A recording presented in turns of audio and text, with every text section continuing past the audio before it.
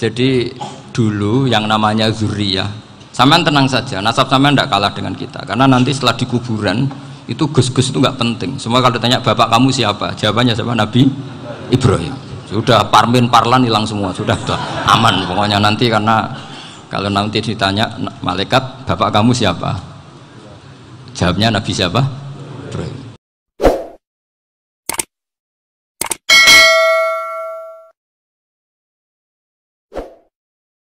Tapi keinginan saya tentu bukan sekedar silaturahim gagah-gagahan diceluk Gus. Celuk Gus repot. Nak ora alim ra pantes. Nak beling ra pantes. Salam templek 1.000 jaluk swarga. Kok mentalan yang 1.000 jaluk. Kamu nginep di hotel 100.000 itu tidak cukup, apalagi untuk bayar apa? Surga. Itu enggak sopan sekali. 1 juta ya nggak bisa itu, 100 juta juga nggak jelas juga. Terus sampai mendingan nggak usah salam template, malah nggak mungkin masuk surga kalau. Jadi dulu yang namanya zuriyah, sampean tenang saja, nasab sampean tidak kalah dengan kita, karena nanti setelah di kuburan itu gus-gus itu nggak penting. Semua kalau ditanya bapak kamu siapa, jawabannya siapa? Nabi Ibrahim. Sudah parmin parlan hilang semua, sudah aman pokoknya nanti. Karena kalau nanti ditanya malaikat bapak kamu siapa, jawabnya Nabi siapa? Ibrahim. Makanya saya itu pemuja Allah yang serius. Sama ya pemuja Allah, tapi kan kadang kurang alim. Saya ini pemuja Allah serius. Saya itu kalau ngaji, ya ngaji biasa belajar, itu sering nangis, nangis seneng. Misalnya saya baca tadi, Miftahul Jannah la ilaha illallah, luang kunci kok dikasihkan. Kita ini masuk neraka gak pantas, enggak bawa kuncinya kok masuk gitu. Harusnya kita ini masuk surga, kita kan pegang kunci surga, gak pegang kunci neraka. Maka aneh kalau kamu masuk neraka itu aneh. Coba kita pegang kunci surga apa kunci neraka? Tapi ada teman saya suka neraka anu kunci ini. Karena tidak ada pintunya. Terus saya bilang, kamu kok tahu? Memangnya mau ke sana kata saya. Saya tidak punya rencana tahu neraka. Karena nanti diantara syafaatnya Quran itu orang kalau mau masuk neraka tidak jadi, ya nggak apa-apa ya, diatur sendiri. Jadi diantara syafaatnya Quran itu orang nggak jadi masuk neraka. Jadi syafaat itu ada 2, dari neraka diangkat ke surga, dan itu bisa lama itu. Tapi kalau syafaatnya Quran itu yang belum masuk neraka supaya nggak jadi masuk neraka. Karena neraka juga punya aturan, dia juga kena aturan fikih. Jadi, betul ini, saya ada guyon. Jadi kena konstitusi apa? Fikih. Sama tak ceritani syafaatnya Quran itu, ada orang itu beling itu fasik. Itu dihafal surat Tabarok, hafal betul. Tabarakalladzi biyadihil mulku wa huwa ala kulli syai'in qadir alladzi khalaqal mauta wal hayata. Pertanyaannya gini, boleh enggak orang menginjek surat Baqarah? Boleh enggak? Enggak. Padahal orang hafal Quran itu artinya ayat itu ada di hatinya. Fa inna wa ta'ala la yu'adzibu qalban wa al-Qur'ana. Allah tidak akan menyiksa hati yang menyimpan Quran, yang jadi flash disknya Quran, yang jadi rekaman Quran. Singkat cerita orang ini hafal. Pas ketemu Mungkar Nakir prosedur kan, ini orang fasik mau diantemin sama Mungkar Nakir. Prosedur ya, dia kan prosedur standar. Si surat Tabarok akhirnya menjelma jadi seseorang yang gagah berani. Kamu nggak boleh nyiksa orang ini, saya ini kalamullah. Kalau kamu nyiksa dia berarti nyiksa saya. Kamu berani sama kalamullah? Wah ya tidak berani jadi karena gitu. Tapi orang itu nakal, harus saya gebukin. Tapi kata Quran tadi, tapi saya di situ pasti kena saya. Oh debat, nggak ada lajnahnya ini nggak ikut. Kalau Gus Wirjon ikut jadi lajnah. Kalau jadi lajnah pasti kroninan. Kalau santrinya dimenangkan nanti. Akhirnya debat. Ya sudah kita ketemu Allah. Akhirnya Mungkar Nakir sama Quran tadi surat Tabarok datang sowan sama Allah. Terus kata Allah, memangnya kenapa Mungkar Nakir? Saya harus nyiksa dia karena dia fasik ya Allah. Memangnya kenapa surat Tabarok? Saya ada di situ. Menurut aturan orang tuh nggak boleh injak-injak Quran. Kalau dia nutuk saya, nutuk Quran, itu harus dikasih tahu fikihnya Mungkar Nakir. Akhirnya Allah ngendikan gini ke surat Tabarok, ya sudah terserah kamu. Kalau terserah kula Gusti, Mungkar Nakir gak boleh nyentuh orang ini. Ya sudah selamat. Sehingga terus Nah, itu sama baca di termasuk mujizatnya surat Tabarok di tafsir Ibnu Katsir banyak. Karena tadi logikanya malaikat itu juga kena aturan fikih.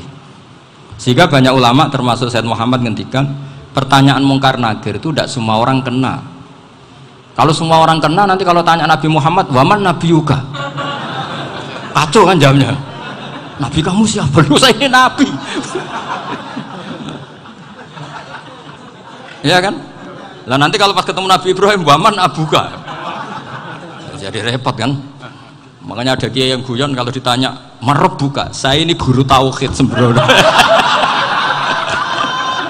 Saya ini ngajar Ummul Barohin, kamu tanya marebuka. Masyhur itu keramatnya Imam Malik itu. Ada Ashabu Malik, rajulun min ashabi Malik. Beliau ditanya mungkar nakir marebuka manabiuka. Imam Malik datang, ini seumur-umurnya itu ngajar tauhid. Kok kamu bedai enggak sopan kamu. Dan kita berharap barokah sampean ngaji nanti itu. Yes. Malaikat itu anak sungkane itu. Jadi dan saya meskipun guyon itu serius. Bedanya orang alim sama ndak itu di situ. Kalau orang alim itu guyon itu masih bener, masih serius. Coba saya bacakan ayatnya. Ala inna auliya Allahi la khaufun alaihim wa lahum yahzanun. Terus lahumul busyra fil hayatid dunya fil akhirah. Artinya kalau mungkar nangkir dengan penampilan garang gitu, berarti ada ketakutan apa enggak? Ada. Padahal ciri utama walinya Allah tidak ada ketakutan. Makanya itu termasuk dalilnya Sayyid Muhammad, tidak semua orang alami seperti itu karena wali-wali itu la khaufun alaihim wa lahum yahzanun. Wah anak kiai ketemu karena kerja buat tidur wedek. Iku dresege ora kok pertanyaan tok nek konan santri piye. Lho isen wis kiai dihanjuti mau karena nakir. Malu gak kira-kira? Mesti plengane konan santri piye. Nak jawabannya gampang karena pernah ngajar tauhid. Makanya Sayyidina Ali ini cerita ini ada di kitab Nurul Dholam, sama lihat di kitab Nurul Dholam karangannya Syekh Nawawi Banten. Itu Sayyidina Ali itu ya, andekan orang biasa mungkin ya agak-agak hasut, tapi ini wali gak boleh kamu katakan hasut. Dia itu mangkal sama Umar. Orang kok setiap orang pernah dibentak, apa dia berani bentak mungkar nakir? Penasaran dia. Bagaimana perangnya Umar itu berlanjut enggak gitu kira-kira. Akhirnya minta, ya Allah saya minta kasyaf. Ya karena yang minta Sayyidina Ali karena mau wajah dituruti sama kasyaf. Dilihat Sayyidina Umar pas meninggal itu. Jadi hasud itu ya kadang penting asal baik. Loh betul bahasa Kanjeng Nabi kadang la hasada illa fisnaten. Itu Nabi bahasakan ya hasad. Gus Verson aja yang nafsirkan ghobtoh itu kan gaya-gayanan sebagai ulama. Aslinya Nabi ngendikannya itu la hasada illa fisnaten. Ulama yang ganti itu namanya ghobtoh.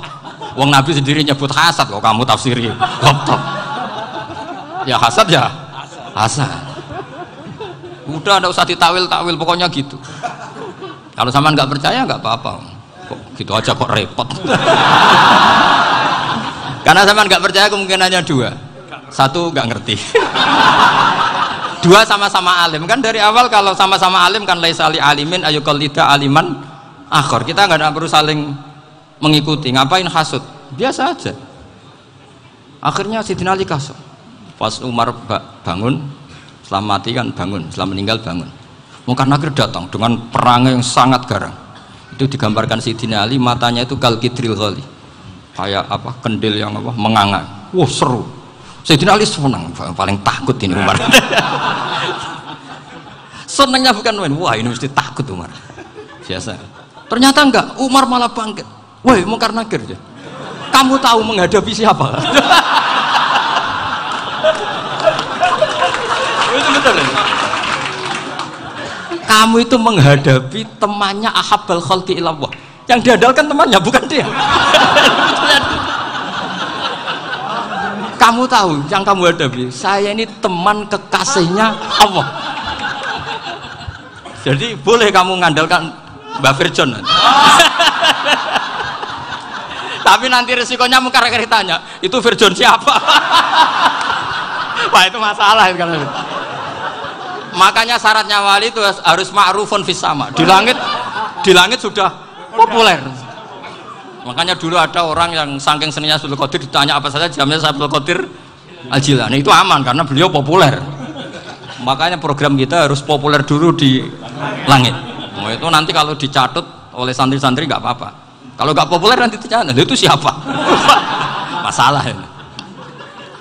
Umar itu yang dibanggakan itu, kamu tahu saya siapa? Ya enggak tahu, saya ini temannya kekasihnya Allah. Temannya Muhammad, iya Muhammad Rasul. Wah mikir, waduh, repot. Loh di dunia aja gitu kan, temannya presiden, temannya panglima, apalagi ini temannya Sayyidul Awalin wal Akhirin. Di dunia aja bilang temannya presiden, menteri, orang sudah takut, apalagi ini temannya Sayyidul Awalin. Hanya karena terus konfirmasi sama Allah, gimana ya Allah ini ngadepi. Sebetulnya yang diadalkan itu temannya, bukan dia. Wah, akhirnya sama Allah dibilang, ya bu, ya sama seorang seperti itu bu yang sopan. Terus semenjak itu Mungkar Nakir itu nggak selalu berpenampilan seperti itu, sangat. Jadi semoga itu konsisten sampai nanti. Jadi kamu kalau ingin nggak takut Mungkar Nakir, jadi wali dulu. Karena syaratnya tadi hanya wali sing la khaufun alaihim walahum yahzanun lahumul busyra fil hayatid dunya fil akhir. Jadi orang itu kalau ngaji itu harus khatam.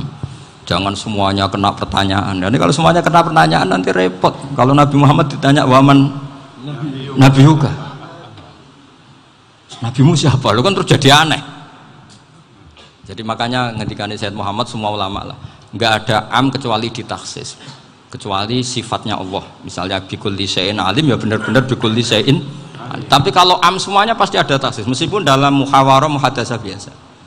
Ya, misalnya contoh gampang, istri kamu baru seneng kamu, mas nak pengen apa-apa itu lapor aku, gak apa-apa mas, mesti aku seneng sama lapor. Iku dia aku pengen wayo, wah langsung jadi apa wae, mesti apa wae, maksudnya kecuali itu. Gitu. Padahal kalau ngomong, mas sampean ingin apa saja tak dukung, sampean bilang pengen iku wayo. Kira-kira disetujui apa enggak? Sama seperti kita kalau punya teman akrab, wes nang omahku gak apa-apa, anggap ya omahmu dewe. Terus mlebu-mlebu kamar.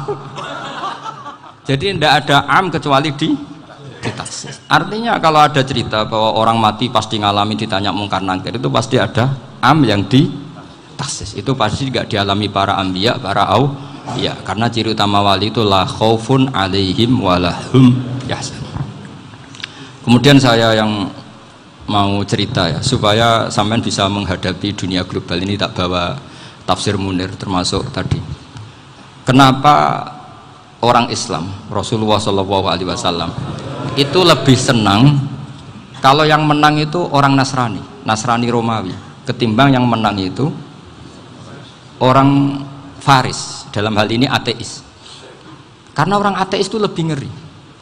Sebetulnya beberapa penemuan sains, terutama di ilmu medis, itu orang Amerika, kayak cloning.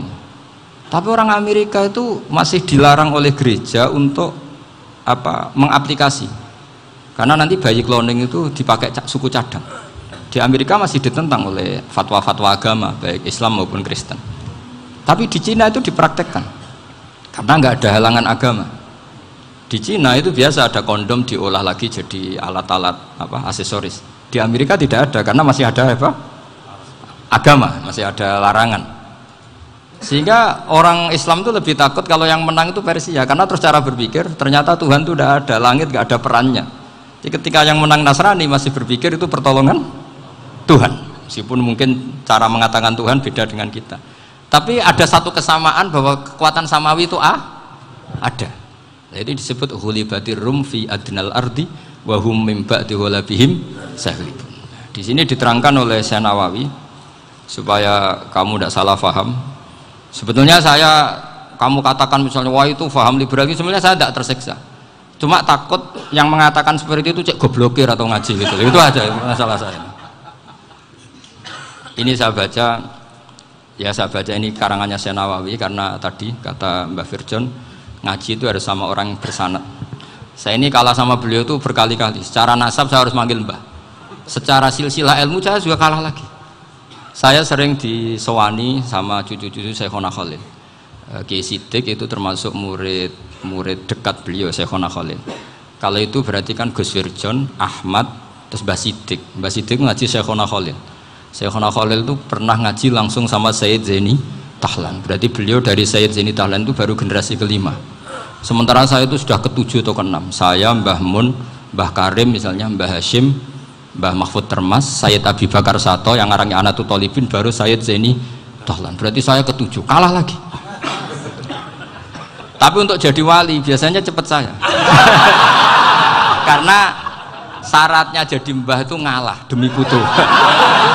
Jadi kalau beliau ngotot, saya dulu Gusti, saya mbahnya. Wah itu mbah yang nggak baik. Pasti jatahnya dikasihkan apa? Cucunya dulu. Makanya Abdul Muthalib itu orang yang dapat wangsit, tapi yang jadi nabi itu cucunya. Jadi dalil saya banyak. Sebenarnya Abdul Muthalib itu sudah sering dapat wangsit. Karena saya bahasakan wahyu, Nabi yang protes, enggak nabi kok dapat wahyu. Tapi sebetulnya Abdul Muthalib itu masyhur itu. Kalimat-kalimatnya menunjukkan bahwa beliau itu sudah dapat wahyu kalau nanti cucunya itu jadi apa? Nabi. Makanya senangnya bukan main Abdul Muthalib sama Rasulullah. Putu seneng, mbah seneng putu. Jadi mungkin, jadi sampean enggak usah protes loh. Yang jadi wali kok cucunya. Dulu betul. Dulu Mbah Hamid Pasuruan itu kalau Mbah Ahmad Siddiq ke sana, Mbah Hamid Pasuruan kalau manggil Mbah Ahmad Siddiq itu paman. Tapi pamannya minta ijazah ke ponaan. Apa ya gara-gara itu memang. Kalau itu masih berlaku, apa? Ngalah tadi. Kayaknya masih apa? Hawane masih. Hawane masih. Karena melihat tren-tren langit masih gitu kayaknya masih. Masih itu. Ya, tapi mbahnya tetap dapat jatah, tenang saja nanti. Tapi memang sebaiknya mbah itu legowo. Rasulullah Muhammad SAW itu terkenal min dzurriyyati Ibrahim. Tapi kata Rasulullah, ana dakwatu Ibrahim wa bisyaratu Isa. Aku nganti ngene iki barokah dongane Nabi siapa? Ibrahim. Jadi dongane Nabi Ibrahim dia tiba teng putu. Jadi banyak bukti bahwa jatuhnya ke putu gitu. Tadi saya di kamar sama beliau berduaan. Nih Mbah sing dadi wali di sini, aku webang. Cocokkan tadi. Nah, kenapa saya akhir-akhir ini gulirkan daftar wali? Kenapa? Saya ini resah ya, orang sudah ingin dicintai pejabat, dicintai tetangga, dicintai teman. Tapi kadang-kadang orang lupa lagi dicintai Allah. Makanya saya meskipun guyon, tapi ini amdan, bukan sahwan. Supaya orang punya cita-cita lagi jadi wali, ingin dicintai Allah. Kita ini terlalu lama ingin dicintai makhluk, dicintai makhluk. Mbok ya naik kelas sedikit lah. Ingin dicintai Allah Subhanahu wa Ta'ala. Meskipun saya guyon, tapi tadi guyon saya tuh lebih serius ketimbang serius Anda. Karena tak pikir. Saya tuh kalau pergi itu seneng ngebis, bukan karena saya tidak punya mobil, tapi saya sering mau butuh itu supaya nggak diganggu. Karena saya tuh harus punya waktu sendiri. Kalau bis kan ketemu orang nggak kenal, tapi sekarang ya agak susah, banyak yang kenal. Dan susahnya lagi nggak minta ijazah, minta foto. Aduh. Repot tuh. Mau dibenci itu umatnya Rasulullah Shallallahu Alaihi Wasallam. Mau disetujui itu sanatnya mana? Kalau ketemu orang alim minta apa? Foto. Itu nggak ada sanatnya. Nggak tahu saya itu mazhab dari mana itu. Ya mazhab milenial yang jelas itu kan. Ini tak baca ya biar dapat, karena ini kenangan saya sama Mbak Ahmad Siddiq. Saya masih ingat betul beliau ngisi hallnya Mbak Abdullah bin Umar, berarti abahnya Mbak Hamid. Karena mbah saya itu Fatimah binti Khalid bin Umar, kalau Mbak Hamid itu Hamid bin Abdullah bin Umar. Itu saya masih ingat betul zaman itu Mbah Hamid setiap hall di Lasem itu rawuh dan saya derek mbah saya karena masih misanan datang ke Lasem. Itu beliau pas itu ngisi sama Mbah Mun. Mbah Mun masih muda, Ki Ahmad Siddiq sepuh senior. Itu beliau cerita bahwa dulu ketika Indonesia dijajah Jepang itu para kiai mimpi dibacakan ayat Ghulibatir Rum fi adnal ardi wa hum min ba'di ghalabihim. Terus ada kiai yang tanya, takwilannya gimana? Ya nanti Jepang pulang bukan karena kita yang mengalahkan, tapi Jepang ada yang mengalahkan sendiri, meskipun tidak kita. Kayak dulu Faris tidak dikalahkan Islam, tapi dikalahkan Romawi, tapi yang senang umat Islam. Wa yauma idzi yafrahul mu'min. Itu luar biasa ulama-ulama kita. Delalah kejadiannya Indonesia seperti itu. Yaitu kita tidak mengalahkan Jepang, tapi Jepang pulang sendiri karena dikalahkan apa? Sekutu. Ya ini saya baca. Ini tidak usah dicek bacanya bener apa enggak, sudah aman apa? Aman. Karena kalau saya salah itu ya sengaja. Artinya ya sengaja saja. Ya biasa maksudnya. Saya kemarin ngisi di Pondok Peloso, di Pondok Al Munawir Jogja. Salah itu ada dua, ada salah memang benar-benar salah. Itu enggak apa-apa, bisa dimakfu. Karena mesti sangke wong goblok salah yang terus itu. Ada salah bawaan ilmu itu repot tuh dadan ini. Karena misalnya kita yang biasa belajar qiraah sab'ah wayah sibuhu, mesti diulang lagi wayah sabuhu. Karena qiraahnya Imam Asim itu hasibah yah sabu bi fathis sin. Sementara kita kalau ngaji kitab kulino yahsibu. Sehingga kita yang biasa belajar sab'ah itu kalau baca kitab itu kayak orang bingung. Kadang-kadang yang ngaji juga bingung. Gus Pak mocok di bulan pilih. Ya tepat-tepatan. Ada yang mengatakan Gus Pak bingung, ada yang mengatakan Gus Pak alim alama. Ya tepat-tepatan nasib tadi. Karena memang ya sab'ah memang seperti itu. Misalnya kufuan. Kufuan itu Imam Asim baca kufuan. Tapi beliau punya murid namanya Syu'bah. Itu kalau baca kuf'an. Makanya kita itu, ini kan khataman Quran ya. Jadi saya menyinggung sedikit tentang qiraah sab'ah. Tadi beliau juga sudah tak kasih kitab saya Hifdzuna Liyadal Mushaf. Sama tak ajari latihan sab'ah. Memang angel ya. Makanya yang nggak bisa itu wong pinter. Sudah tahu angel ya nggak usah diteruskan kan. Orang menghindari barang angel itu pinter apa goblok? Pinter. Berarti wong goblok pinter. Saya tuh makanya sama orang goblok tuh respect. Jadi orang alim tuh angel apa gampang? Angel. Menghindari barang angel pinter apa goblok? Loh, orang menghindari barang angel pinter apa goblok? Pinter. Berarti wong goblok pinter. Jadi saya sama orang-orang goblok itu respect. Sudah tahu jadi orang alim angel ya barang angel ya harus dihindari. Makanya saya ini insya Allah umatnya Nabi yang termasuk yang terbaik. Amin. Karena mencintai umatnya Nabi termasuk yang goblok. Waduh. Itu tidak gampang itu. Karena tadi sudah tahu ya. Seperti itu loh orang naik panjat pinang itu. Itu yang naik karena ingin hadiah. Yang nonton sudah tahu wah licin kok dinaikin mau keplodok ya. Tapi orang sepakat yang nonton juga pinter karena sudah tahu ribet kok. Tukun yang pasar kena lah apa mana. Sama juga gitu. Ngalim tafsir angel, ngalim fikih angel. Ada karek ngaji ngerekam kan gampang. Itu pinter apa goblok? Pinter. Iya. Makanya kula niku mbok burohno ngono tok. Saya tadi dinasihati Mbak Firjon muga-muga hati saya selamat. Saya itu meskipun kata orang banyak, muhibbin saya banyak, tapi saya insya Allah tidak riya. Saya itu pakai kitab namanya Tasbitul Fuad, itu karangannya Said Abdul Al-Haddad. Ketika beliau punya muhibbin banyak ditanya, bagaimana ya Habib Anda menjaga hati Anda? Jamnya Said Abdul Al-Haddad itu unik. Innama azzamu Allah. Mereka itu sebenarnya menghormati Allah. Cuma butuh sarana, dan itu saya. Jadi saya tahu sampean semua itu mencintai Quran, mencintai sunnah Rasul, mencintai hadis-hadis Rasul. Cuma sampean kan karena nggak paham, terus manfaatkan saya. Jadi sebenarnya saya ini korban. Korban. Jadi saya mau riak gimana? Korban kok mau bangganya di mana tuh? Coba sampean misalnya ngaji tafsir, belajar sendiri kan susah. Terkibnya susah, maknanya susah, bahkan beli kitabnya kadang nggak kuat.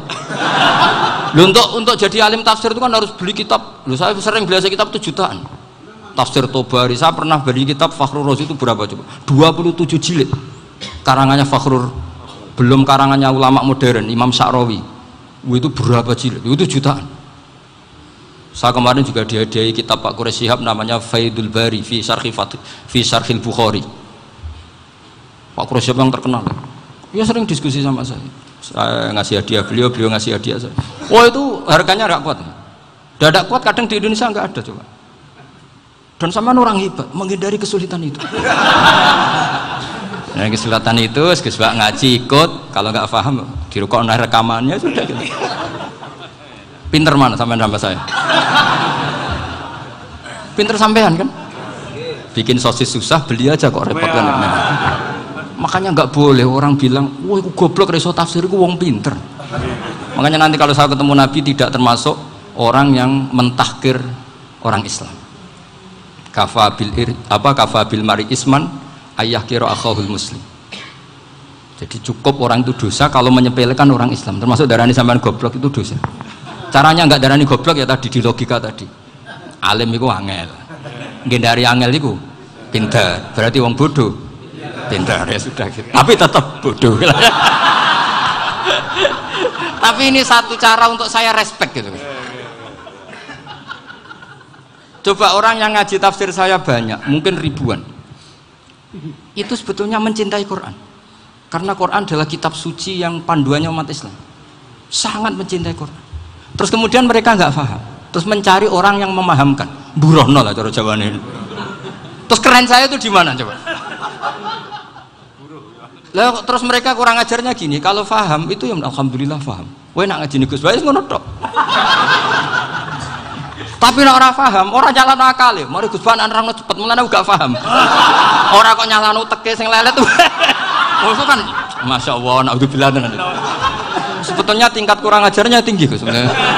Jadi kalau nggak paham itu kadang nggak nyalahno uteke. Kayak mau misalnya, mau mari mikir aja jelas. Padahal misalnya jelas ora mesti paham bodoh. Paham ya?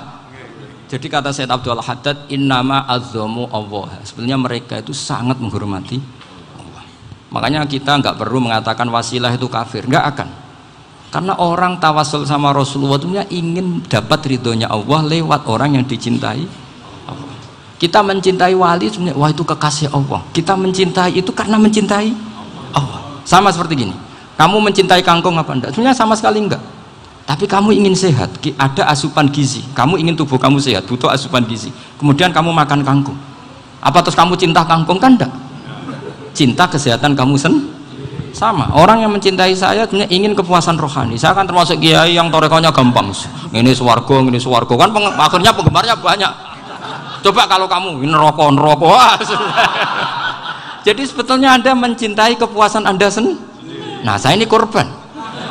Makanya untuk masuk surga cepat saya, korban itu cepat. Da'watul mazlum la turaddu kan gitu. Laisa bainahu wa bainallah hijab. Jadi saya kalau donga langsung seret langit. Karena mazlum. Saya sinau tafsir itu Pak, sampean bayangkan ada tafsir itu sudah 27 jilid. Sing ngarang Fakhrul Razi itu bulatnya bukan main. Karena dia ahli filsafat. Bulatnya Masya Allah. Sudah gitu sinau Jalalain kadang dikomen oleh Sawi. Sudah kita percaya Jalalain jebule dibuli Sawi. Percaya Sawi dikandani, "Oh iku Maliki Rasafi." Oh, ribet. Sudah gitu sinau Qurtubi, sinau tafsir Tabari itu susahnya. Belinya susah, belajarnya susah. Padahal saya punya keluarga, punya istri, punya anak. Bayangkan kalau istri saya rewel kayak istri sampai. Wah itu. Tapi alhamdulillah enggak. Sama sekali enggak. Allah sudah milihkan, wah ini bahaya kalau punya istri rewel. Imam Sibawai itu kitabnya banyak, tapi yang terbukukan hanya Kitab Sibawai. Karena beliau kalau sudah belajar lupa istri. Hanya pas beliau di pasar, kitabnya dibakar semua sama istrinya. Karena dianggap saingannya. Ternyata yang dicerai tidak kitabnya, malah istrinya. Itu Imam siapa? Sibawai. Tapi alhamdulillah kitab saya nggak terbakar, aman. Saya teruskan ya. Jadi untuk menjaga ria dilatih innama azzamu Allah. Sebenarnya mereka itu menghormati Allah. Sehingga wasail-wasail itu sebenarnya nggak pernah jadi subjek pelaku utama, enggak. Tetap Allah. Sebab itu kata Sayyid Muhammad, kamu kok mengatakan wasilah itu kafir itu gimana? Ketika innallaha qad ba'atsa lakum taluta malika. Talut itu ya manusia. PD-nya itu apa?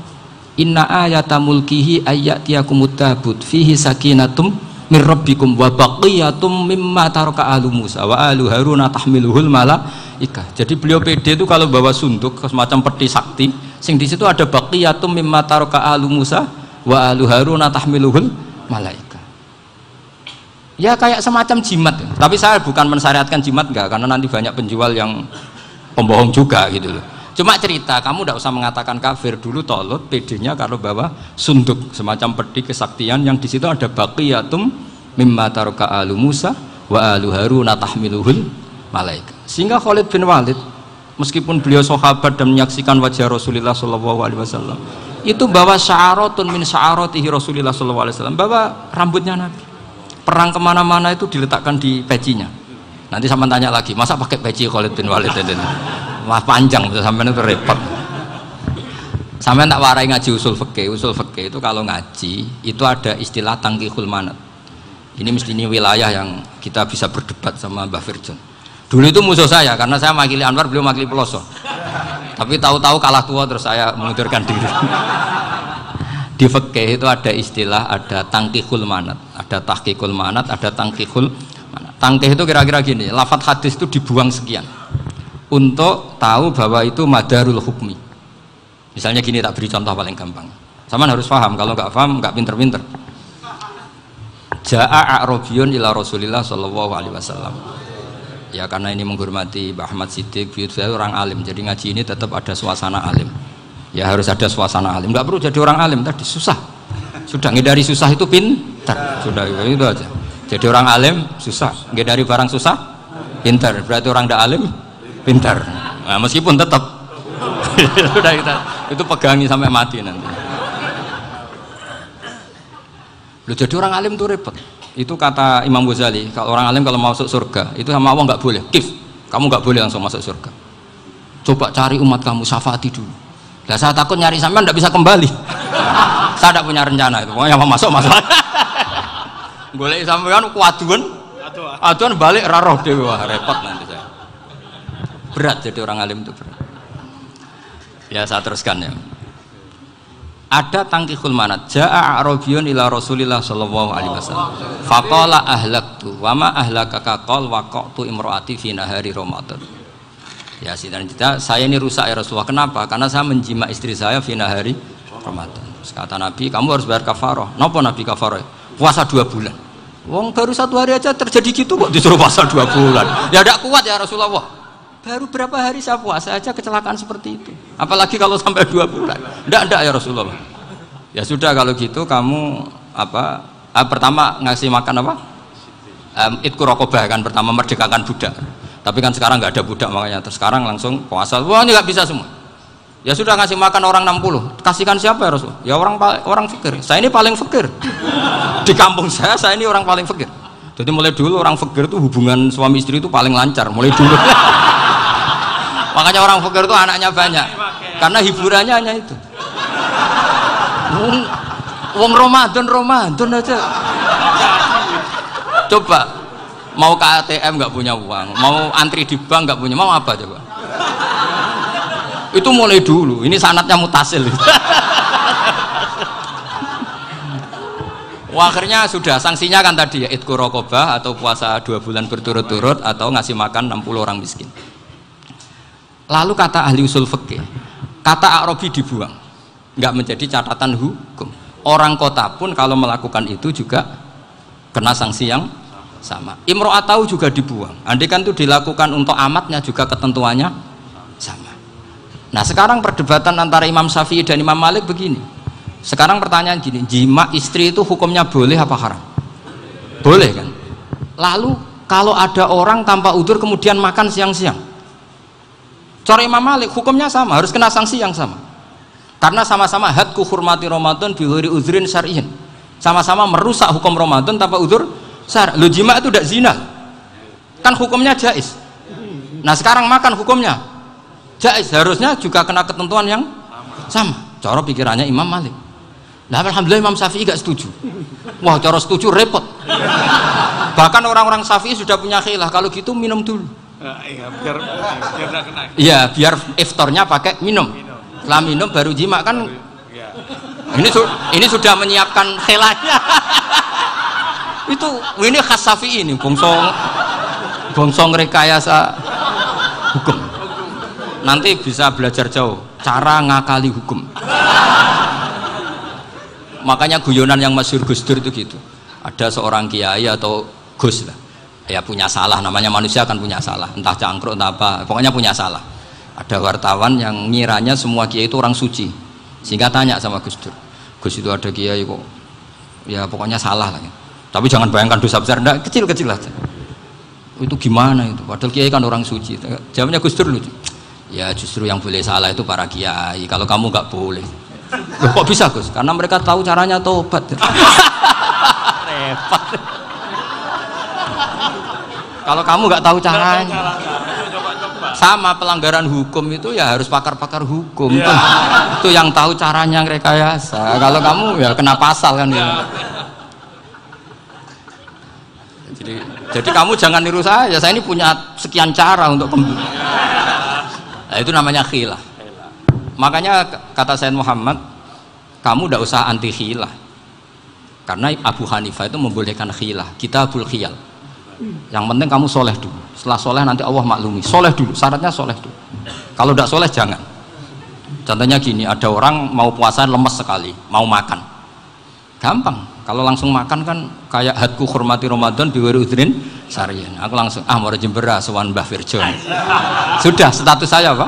Musafir. Ya sudah, berangkat aja sampai Tuban makan. Nanti kalau nggak jadi ya nggak apa-apa sudah. Kan mulai pergi sudah musafir. Saya tidak tahu nanti malaikat tertarik gebuki nggak tahu. Tapi itu ada khilafnya, asal soleh. Karena kata Sayyid Muhammad dan semua kitab mengatakan itu. Kalau sama nggak tahu ya kebablasan. Nabi Ayub, yang nabi yang terkenal Gudiken itu siapa? Ayub ya. Itu yang Israiliyatnya akan seru lah. Gudiken dikukur bek kreweng itu terlalu lah kalau itu. Untuk kreweng konti, ning Arab ora ono kreweng itu sudah masalah itu. Singkat cerita, Nabi Ayub ketika diasingkan kaumnya itu kan nggak punya sumber makanan. Lah orang lelaki itu mulai dulu egois. Istrinya Nabi Ayub itu cantik sekali, udah cantik, rambutnya bagus. Makanya kamu nggak usah tanya kenapa istrinya kayak banyak yang cantik. Ya, warasatul anbiya, nggak boleh gitu. Kalau nggak cantik ya warasatul anbiya dari segi balak. Istrinya Nabi itu semuanya cantik. Nggak usah tanya sebabnya apa, pokoknya gitu, semuanya cantik. Singkat cerita, beberapa kali istrinya Nabi Ayub itu kerja demi bisa nafkahi Nabi siapa? Suatu saat itu tidak ada pekerjaan yang cukup untuk beli roti. Satu-satunya peluang dapat rezeki itu putrinya raja itu rambutnya berondoli. Terus ada sayembara siapa yang rambutnya bagus mau dibeli. Sampai rambutnya istrinya Nabi Ayub itu dijual. Nabi Ayub tersinggung karena itu mengurangi kecantikan. Jadi lelaki mulai dulu gitu. Udah nggak urun kalau istrinya nggak cantik itu komplain. Itu khasnya lelaki. Jadi kalau kamu gitu ada sanadnya juga, tenang saja ya. Komplain ya pegawaian itu.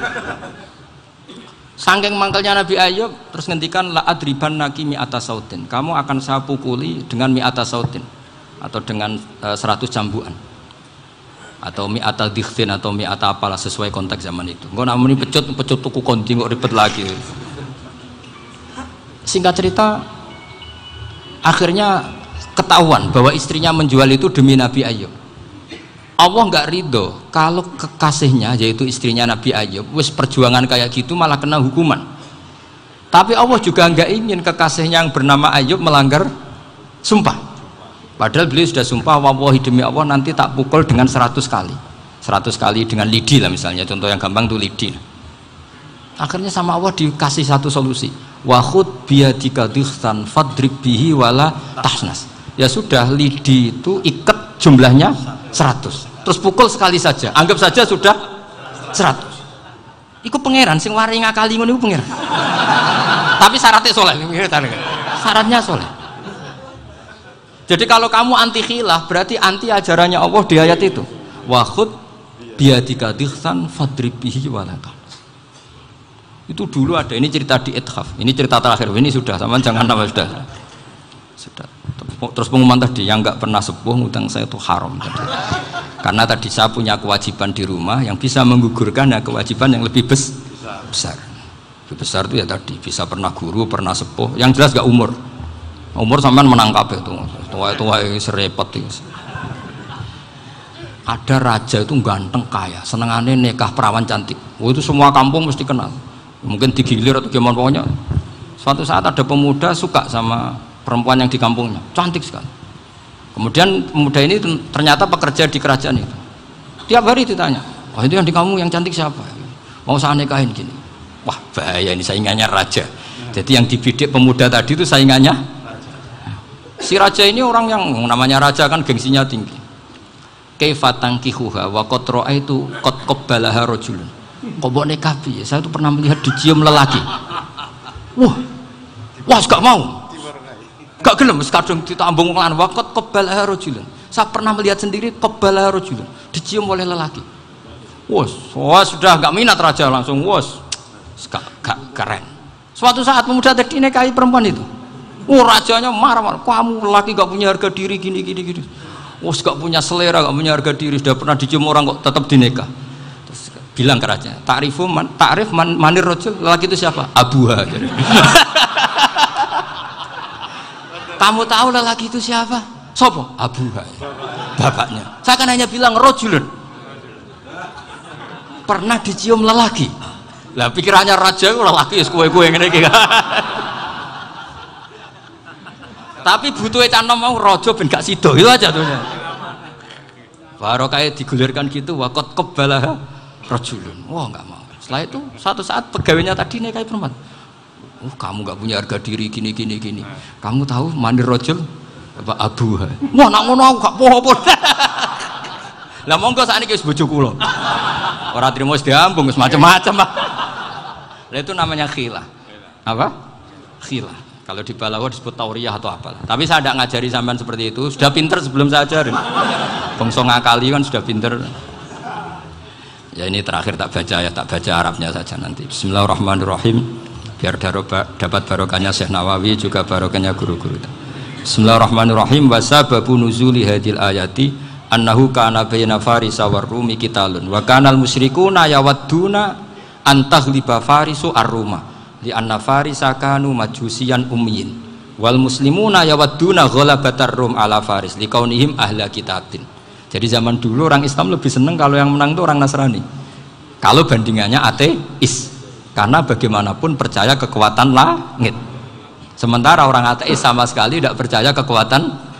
Apapun bedanya kita dengan Nasrani itu ada kesamaan, yaitu percaya adanya kekuatan langit. Sehingga ketika orang Romawi kalah itu orang Islam ikut susah. Paham ya? Makanya ini tak baca biar sampean enggak macam-macam pikirannya. Fab'atha Kisra saat terusnya ya pokoknya seperti itu. Akhirnya Rasulullah SAW berdoa lebih senang yang menang itu Rom karena ahli kitab. Artinya apa? Kemenangan ahli kitab adalah kemenangan makhluk atau hamba Allah yang mentautkan kekuatan kita di bumi dengan kekuatan langit. Makanya saya berharap selain kita ikhtiar medis, kita harus memperbanyak istighfar. Bagaimanapun semua itu dari Allah Subhanahu wa Ta'ala. Kita menghormati negara dengan ikhtiarnya, tapi saya mohon sekali kita juga istighfar, karena semua itu juga ditentukan oleh Allah, oleh langit. Ya, saya kira demikian. Assalamualaikum warahmatullahi wabarakatuh.